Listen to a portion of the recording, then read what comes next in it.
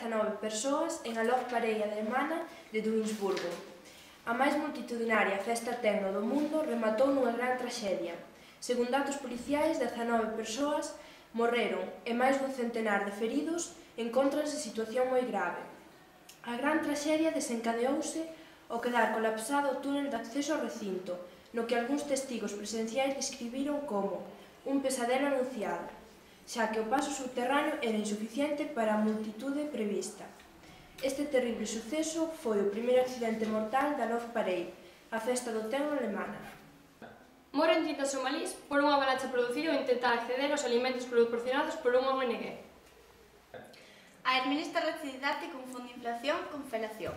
En palabras textuais, cando vexo que algúns fondos de inversión estranxeiros piden tasas de rentabilidade do 20 a 25% con unha felación casi nula, esta equivocación foi tomada con moito humor. O presidente do goberno, Xosé Luís Rodríguez Zapatero, confunde di para follar no canto de para apoiar durante unha rolda de prensa. O turismo é unha área económica preferente na relación entre España e Rusia, porque hai un gran incremento de turistas españois que na Rusia. Fixemos este acordo para estimular, para favorecer, para follar, para apoiar ese turismo. Uns zapatos esquecidos nunha alféizar dunha ventá dan lugar a un escándalo ao caerlle a un viandante, tendo que darlle 4 puntos de sutura. Atópalos un can extraviado na Praza de Bastos de Santiago. O seu dono nin se percatara da súa desaparición. Un cidadán silledense achega ao cuartel policial unha carteira que contén 350 euros e documentación persoal. Estás á espera de que o dono a reclame. El Correo Gallego, na súa edición do martes, publicou que morreron 2 anciáns olvidados nunha furgoneta. Os anciáns que padecían demencia senil faleceron tras permanecer na furgoneta un número de horas determinado.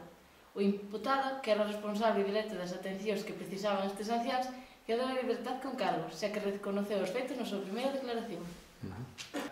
Aquel 5 de agosto, no que 33 homes caeron enterrados baixo 700 metros de mineral, os seus familiares continuaron as súas vidas como se non pasara nada.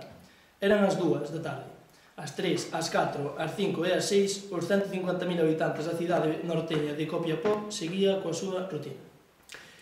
Os donos das minas optaron por non avisar a ninguén, nin sequera ao goberno. Mentres tanto, abaixo, o pó cegaba os mineiros. Ata as 8 da noite non comezaron a chamar os responsables da mina ás autoridades para contarlles o que sucedía. Os familiares fóronse enterando polo boca a boca a partir das 9. Agora é o turno de José Montilla, presidente da Generalitat de Cataluña, o que lle toca pedir desculpas aos galegos por utilizar o seu xentilicio para se referir de maneira despectiva aos parlamentarios de CiU, en referencia á súa indefinición sobre a reforma laboral. As súas palabras foron: "Hacen de gallegos en Madrid porque non saben se suben ou bajan".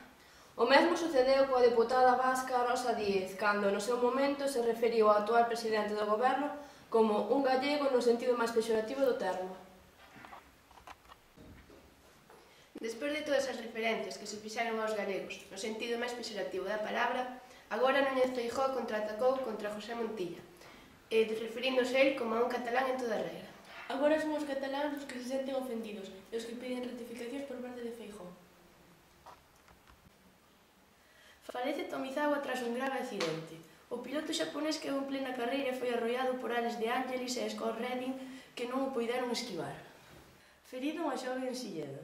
A condutora de un ciclomotor A.M.M. de Dona Sergio Agas, a veciña de O Castro, resultou ferida tras chocar onte o seu ciclomotor que conducía contra un camión que se encontraba estacionado. O accidente produxose en torno ás 11:30 da mañán na avenida da Estación en Silleda. A xoven colisionou contra un camión de Nudesa que estaba aparcado ao parecer a causa dun posible despiste.